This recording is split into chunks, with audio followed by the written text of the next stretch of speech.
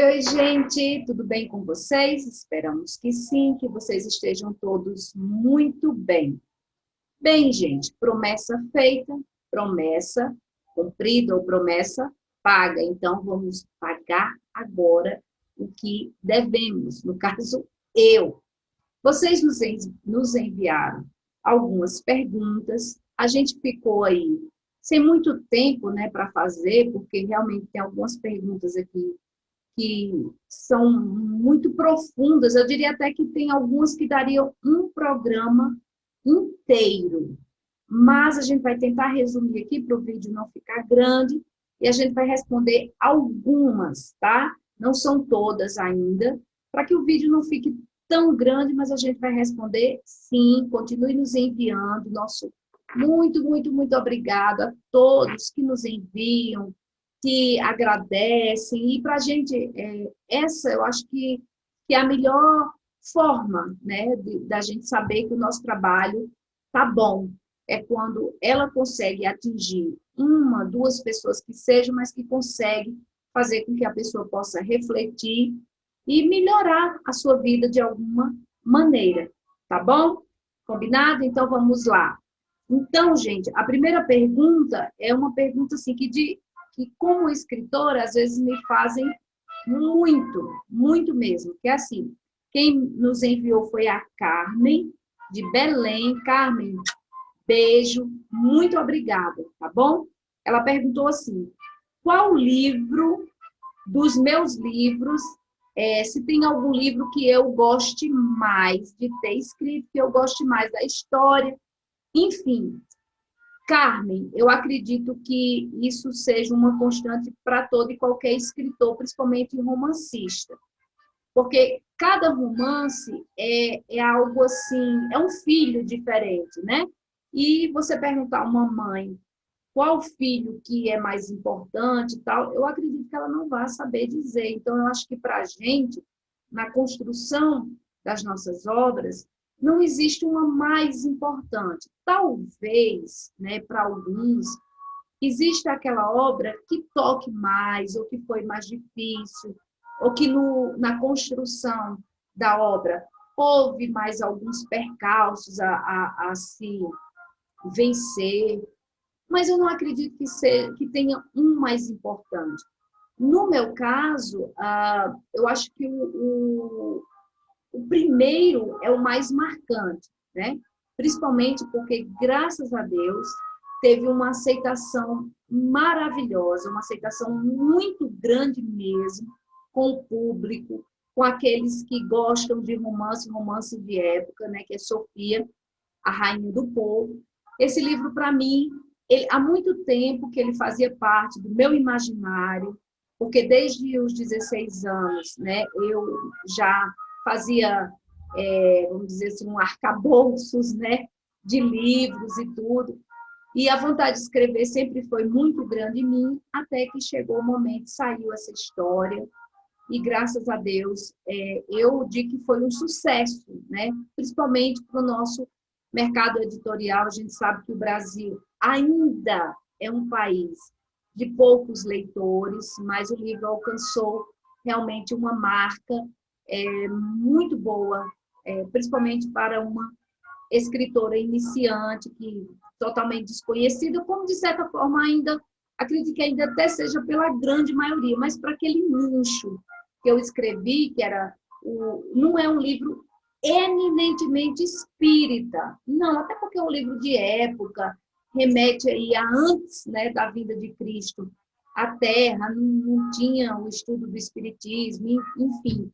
Mas é um livro que fez história para mim, né? A primeira tiragem dele, a primeira edição foi de 10 mil cópias, foram vendidas rapidamente, depois teve mais 10 mil, e assim, caminhou, não sei te dizer hoje, né, quantos mil já está aí no mercado, mas é um livro que me deu muitas alegrias, bem como o último que eu escrevi, que me surpreendeu assim, que é Quando o Amor Triunfa, né, que eu já fui aí para outra editora, a primeira editora que eu escrevi os meus 4 primeiros livros foi o Clarim, eu trabalhei também lá no Clarim, depois Eu publiquei esse livro aí, no caso, a Boa Nova, né? Publicou editora e distribuidora, vocês estão conhecendo aí, a gente está sempre trazendo aqui, né?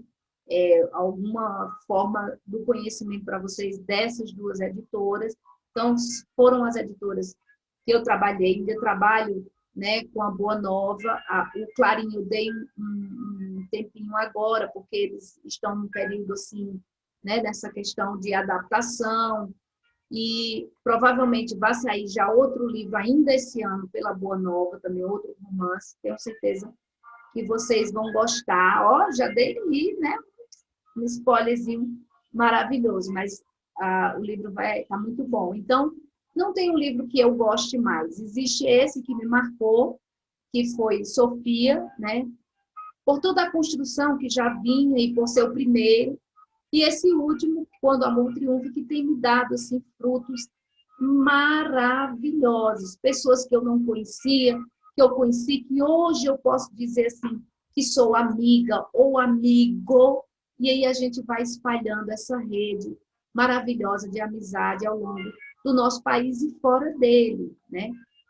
Esse livro aí, Quando o Amor Triunfa, eu tenho um conhecimento, pessoas que moram em Portugal já leram, evangélicos, né? Como eu disse a vocês, meus livros, eles não são eminentemente espíritas, mas sim é voltado também para um público, para um nicho espírita, para uma demanda, mas, graças a Deus, está atingindo aí outros públicos e eu fico muito, muito gratificada, só tenho muito a agradecer a vocês, leitores, e a Deus por essa oportunidade, porque realmente eu me realizo escrevendo. Não dá para viver de literatura, gente, no nosso país, mas é algo que me dá um prazer, olhe, inenarrável. A outra pergunta é uma pergunta, assim, muito interessante, que requer uma reflexão mais aprofundada, porque ele entra num universo bem discutido hoje em dia. Quem nos fez essa pergunta foi o Carlos, da Bahia. Ele diz assim: seus livros têm protagonistas mulheres muito fortes. Você tem alguma inspiração e você se declara feminista? Tá vendo? Daria um programa, Carlos, com certeza. Tem alguma coisa aqui? Enfim, tirei. Então, Carlos, realmente, a maioria são protagonistas mulheres, mulheres fortes, não fortes necessariamente, porque, assim, há uma denominação, né? A Fortaleza, muitos veem a pessoa ser enérgica, ser aquela mulher que diz o que pensa e tal, que também é um tipo de fortaleza, né? Mas tem aquela mulher que é forte, que não tem esse estereótipo, né?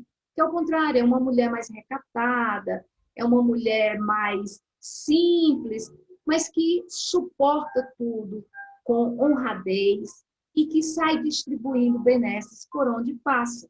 Então, também é um tipo de fortaleza que tem muito. Eu tenho um exemplo disso dentro de minha casa, que é minha mãe. Minha mãe é uma pessoa... Eu nunca vi minha mãe levantar a voz, eu nunca vi minha mãe falar um palavrão sequer. É uma pessoa extremamente doce, meiga, mas, gente, é uma rocha, sabe? É uma rocha. Então, assim, é um exemplo muito grande, maravilhoso, que eu trago na minha vida, não só eu, mas com certeza todos os meus irmãos. Inspiração, Carlos, tenho normalmente em alguém, sabe, que eu admiro, ou da minha família, ou não, ou que eu conheço, ou fora dela, ou no mundo, mas tem sim inspirações, normalmente inspirações bem reais. Às vezes a gente dá, né, aquela abre aquele parêntese poético, né, para a gente tergiversar, imaginar, porque faz parte da construção literária, mas sim, a maioria das minhas inspirações são em pessoas reais, não necessariamente mulheres, às vezes são homens fortes, como também alguns protagonistas são nos meus livros, são homens fortes. Mas o que eu estou dizendo com isso? Que normalmente, quando eu me inspiro em alguém, eu não vejo o sexo em si, se é homem ou mulher. E às vezes eu transporto aquelas características, por exemplo, que eu vejo numa pessoa, num homem, por exemplo, que eu admiro, eu transporto para uma mulher sem problema nenhum e vice-versa, tá? Sem problema algum. Mas sim, as inspirações são reais. Sim, tem algumas que são até do meu meio familiar, como Quando o Amor Triunfa, a Verena, né? Ela é inspirada na minha tia, né? A Verena é uma personagem muito caricata, onde ela fala sempre a verdade, onde ela não quer saber, e ela não pouco está se importando se você vai achar bom, se você vai achar ruim. Então, assim, eu me inspirei na minha tia, que é uma pessoa que eu amo muito, já está com 102 aninhos, fez agora, né, em fevereiro, e que é assim, é uma pessoa que ao longo de nossas vidas, porque conviveu conosco durante muito tempo, né, é, é uma pessoa muito caricata, né, que diz a verdade, que se você perguntar isso é feio, isso é bonito, não queira que ela minta, porque ela vai dizer sim, isso é feio, se ela achar feio, sim, isso é bonito, se ela achar bonito. Se você for, a gente ria muito porque quando a gente tinha, né, os namorados, assim, hoje está todo mundo casado, mas quando tinha os namorados que chegavam lá, ó, a gente chamava Titi, ó, Titi, tá aqui e tal, você gostou dele? Ela dizia na cara, assim, limpa, não gostei, ele é isso, ele é aquilo e tal, tal, tal, mas a gente sempre trouxe isso para um lado, assim, para uma veia de muita alegria, sabe, porque ela era essa pessoa mais que nos dava um amor, um carinho tão grande, e a gente traz essa lembrança e foi uma forma de homenageá-la em vida, né? Quanto à questão se eu me declaro feminista, aí entra o ponto chave que vale até, quem sabe, uma questão aqui para a gente discutir, porque tem muitos livros, né, que trazem essa questão do feminismo. Carlos, o seguinte, o feminismo ele surgiu em 3 momentos. Iniciou-se, né, na Revolução Francesa, como a gente sabe, depois veio até chegar aos dias de hoje. É um movimento legítimo, não é um movimento feminino, é um movimento da humanidade, porque esse movimento tenta, né, igualar fatos, coisas que realmente desigualam, né, homens de mulheres. A gente sabe que as mulheres, sim, foram muito massacradas, por várias razões, que também não adianta a gente estar, porque, como eu disse, requer realmente um programa sobre isso, mas a esse movimento eu me sinto, sim, ligada, representada. Já existe, e eu não concordo, que não me representa em momento nenhum, é o feminismo mais radical. É aquele que acha que o homem, que todo homem, né, sei lá, elas demonizam o homem por ser homem, elas tentam trazer toda e qualquer mulher para concordar com todas as pautas que elas acham, né, que estão defendendo em prol de uma liberdade, em prol de uma igualdade, que a mim não representa em absolutamente nada, porque eu vejo nisso um programa político partidário e eu não suporto esse tipo de coisa, na verdade. Essa é uma forma muito simples de eu te dizer que esse feminismo partidário, ideológico, que se formou hoje no país e no mundo, onde sempre a mulher tem razão, onde sempre a mulher é a vítima, eu não concordo. Não concordo com as pautas, né, que essas feministas buscam, como, por exemplo, o aborto. Porque o corpo é da mulher, a mulher tem que decidir. Não concordo. E aí é outro programa que a gente tem que fazer. Inclusive, tem livros maravilhosos a respeito disso, né? Livros até de médicos e tudo. Já li alguns, porque fiz parte muitos anos, ainda faz parte que a gente não deixa de fazer, né? Do NVG, que é o Núcleo de Valorização à Vida. Fui responsável por esse núcleo quando estive em Natal e a gente conversou com muitas mulheres que abortaram. Então, assim, isso não me representa. Eu acredito até, Carlos, que muitas mulheres também se sentem assim, não representadas por esse feminismo radical, que eu nem chamo de feminismo. Eu digo que é um movimento partidário, ideológico, e tudo que parte para o radicalismo deixa de ser saudável, deixa de ser algo construtivo para a humanidade, para a sociedade de maneira geral. Então, esse movimento, em hipótese nenhuma, me representa. Por exemplo, outro dia eu escutava uma dessas feministas falarem que a mulher que escolhe ficar dentro de casa, cuidando de casa, limpando, e o marido vai trabalhar, essa é uma... nem me lembro mais ou menos a palavra que usou, provavelmente de baixo calão, né? Porque normalmente esse movimento aí, radical partidário, eles usam assim, palavras muito chulas, de exposições, né, muito chulas. A gente vê aí em alguns protestos, coisas absurdas acontecerem, isso tudo para prevalecer a vontade dele. Então, a partir do momento que eu não respeito o meu próximo, aquele movimento, aquilo para mim já está totalmente desconsiderado. É um anarquismo, é alguma coisa que não faz bem à sociedade. Então, esse movimento não me representa. Aquelas mulheres que lutaram por direitos iguais e que hoje, sim, estamos cada vez conquistando mais, essas mulheres, sim, representam e eu louvo, parabéns, a luta está aí. Mas esse radicalismo a qual pregam que é feminismo, para mim nada mais é do que um movimento partidário e é muito complicado, né?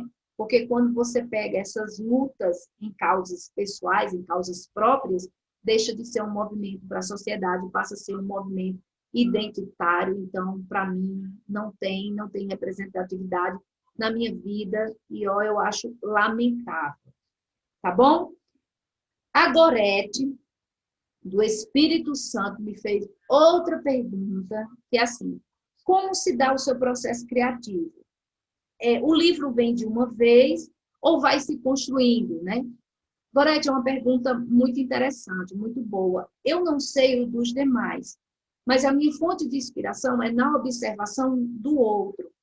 Engraçado, eu não sei se acontece isso com outros escritores, mas o pouco que eu já conheço de alguns, eles disseram que basicamente também sim, quando não são psicografias, como no meu caso, sou eu que escrevo.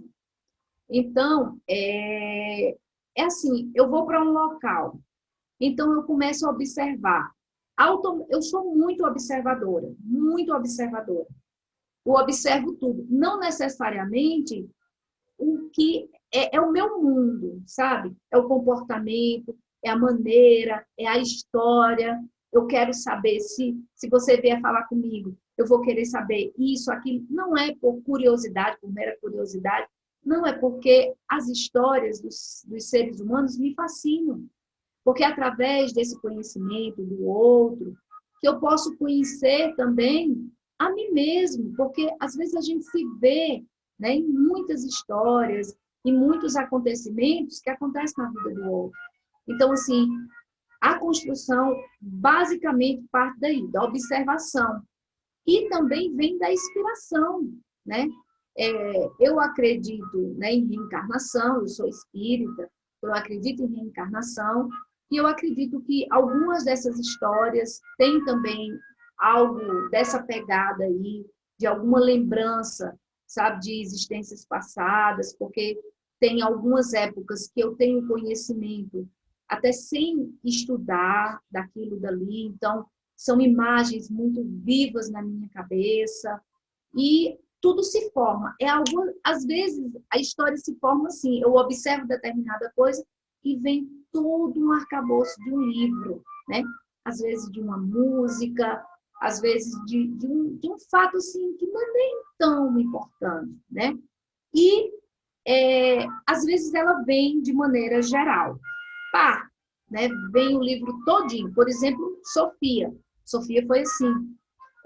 Só que, por exemplo, o outro livro que eu escrevi, que é O Escritor, uma História de Amor, que conta a história do padre e da Laura, né? Desse amor entre eles, ele surgiu de uma história que eu tomei conhecimento de um padre no interior do Rio Grande do Norte, que se apaixonou por uma pessoa E a partir daí, eu só soube disso, né? Da história desse padre que se apaixonou e tal, tal, tal, e que ele deixou, largou a batina para ficar com essa pessoa que ele gostava.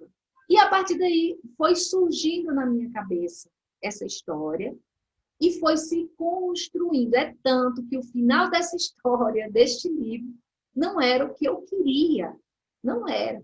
Eu tentei, gente, mas às vezes a história tem vida própria, entendeu? Eu acredito que possa acontecer isso também com alguns escritores. Se você é escritor que está assistindo, se você quiser deixar aí no nos comentários como é para você, por favor, gente, eu quero gravar um videozinho, mandar para a gente bota aqui no canal, o espaço é nosso, mas basicamente é isso, tá bom, Gorete? Muito obrigada pela pergunta. Gorete é da onde? Do Espírito Santo. Então, a outra pergunta vem do Crécio, do Rio de Janeiro. Eu acho que eu li correto, Crécio, seu nome, tá bom? Ele diz assim, ó, nos seus livros você coloca o amor monogâmico, com aquele amor para toda a vida. Porém, os relacionamentos atuais estão se modificando. Você não acha que uma pessoa com um relacionamento aberto tem mais chances de ser feliz? Cresce, ó, é outra pergunta que dá um programa inteiro, porque é algo bem interessante para a gente se discutir, né? Essa questão do relacionamento monogâmico, do relacionamento aberto. E hoje, realmente, embora que cresce, deixa eu te falar uma coisa. Primeiro, não é uma particularidade do agora. Isso sempre teve, tá? Hoje é que se fala mais abertamente sobre o tema e tal, mas sempre houve. Hoje se fala mais, mas eu creio assim, Crécio. O amor, como a felicidade, ela não está circunscrita a relacionamentos, né? A felicidade, ela está circunscrita a você mesmo, a sua consciência, certo? Porque tem muita gente que tem relacionamentos que, sabe, com pessoas lindas, pessoas maravilhosas, e não são felizes. Tem pessoas que vivem, que têm essa liberdade desse relacionamento aberto, mas também não são felizes. Eu, particularmente, acredito que um relacionamento monogâmico seja, vamos dizer assim, para mim, tá, gente? Tudo que eu estou dizendo aqui é com base naquilo que eu acredito. Eu não estou dizendo que é verdade absoluta, que quem não pensa igual a mim esteja errado ou eu esteja certo, em hipótese nenhuma. Eu estou dizendo aqui aquilo que eu acho diante da minha experiência de vida, né, dos valores que eu carrego comigo. Então, para mim, um relacionamento monogâmico, esse sim é que forma o diferencial, sabe? Porque o amor, Crécio, é a construção. E você ter aquela pessoa para quem dedicar aquele sentimento que você elegeu para acompanhar, formar uma família, estruturar uma família, para entregar essa família, filhos e tal, à sociedade, como cidadãos de bem, esse é o desafio.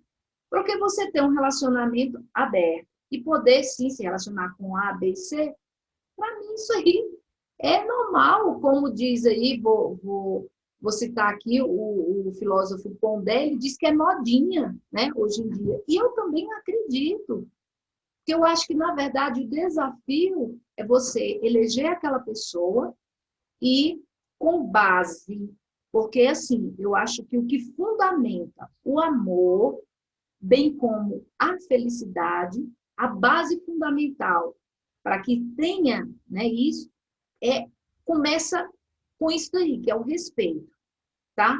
Então, a base fundamental disso é o respeito. Quando você tem respeito pelo outro, pelo que o outro quer, pelo que o outro acredita, né? E tendo essa compreensão, então você tem essa possibilidade, sim, de ser feliz e fazer também o outro feliz, bem como de amar e também ser amado. Quando não há isso, Crécio, eu acho muito complicado, sabe? Eu acho complicado e quase impossível de se existir, na verdade, qualquer sentimento.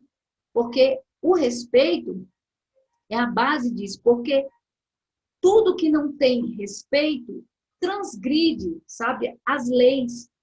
E tudo que transgride a nossa consciência não nos traz felicidade, porque eu acho que a felicidade está aí, está em você ter uma consciência tranquila de quem você é, do que você quer e aquilo que você oferece. Independente se você tem relacionamento aberto, fechado. Eu, particularmente, vejo nos relacionamentos abertos falta de compromisso. É uma liberdade que querem demasiado, justamente por isso. E tem alguns relacionamentos abertos que não é só restrito a casais, no caso, homem e mulher. É homem, homem, mulher, mulher. Então, ali vale tudo. E aí fica complicado. Para mim, tá? E também não sou contra, não, gente, tá? Isso aí é de cada um, respeito.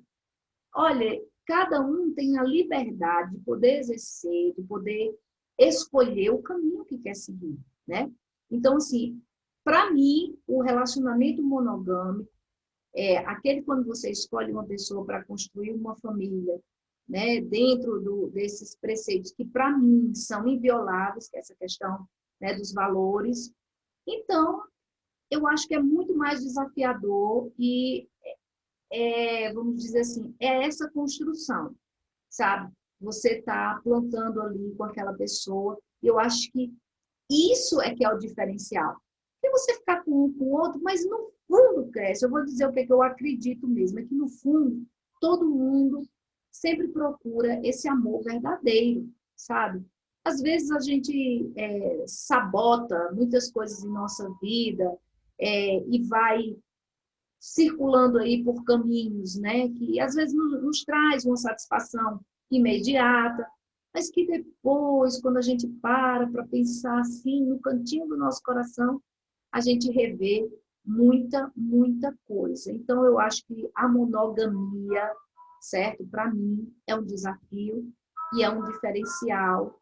E eu acho que isso aí é que, para mim, é quem dá realmente uma consciência mais tranquila, sem transgressão a nada, nem a ninguém, porque realmente assim, a gente não vai ser hipócrita de dizer que há um preconceito, né, para pessoas que optam por esse tipo de relacionamento aberto. Hoje já está mudado, a gente sabe disso, mas a gente respeita e tudo, mas o amor é uma troca, né? É uma troca.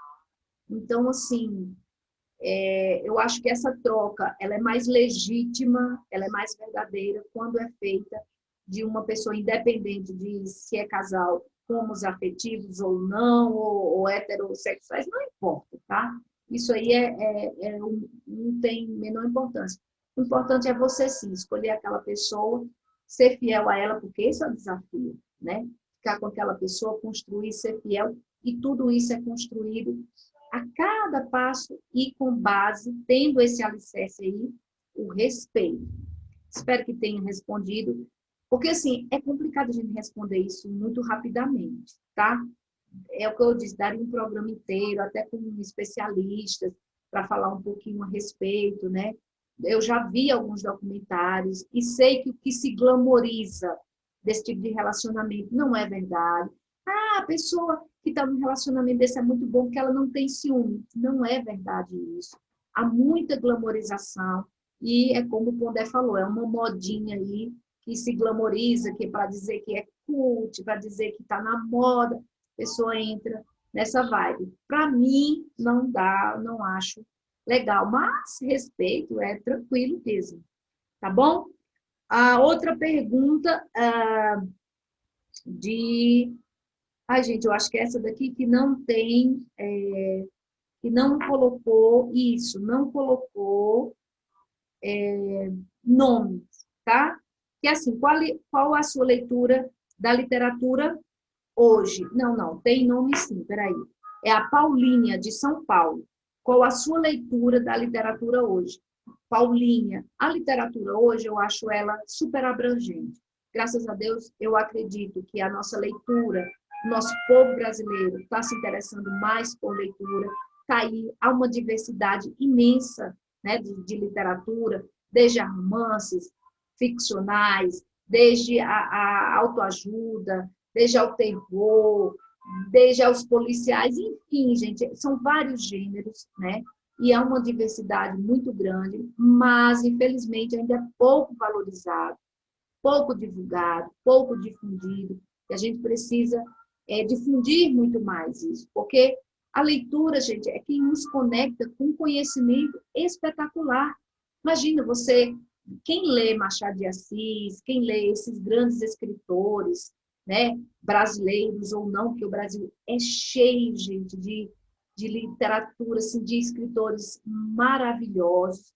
Então, eu acho que a diversidade é grande, cabe a você ver o seu nicho aí, o seu estilo, né, que você gosta e tem essa possibilidade de você adquirir conhecimento através dessas leituras espetaculares, sejam científicas, sejam ficcionais, sejam autorais, sejam, sei lá, de qualquer estilo que seja. Então, para mim, aumentou a procura. O Brasil, como eu disse antes, é de muito poucos leitores, ainda a gente tem muito a explorar, muito a aprender, mas a arte no Brasil, de uma forma geral, infelizmente, não é muito valorizada, mas acredito que essa realidade esteja mudando e faço voto, sim, para que mude cada vez mais. Gente, ó, tem mais outras perguntas, mas aí vai ficar muito longo, tá?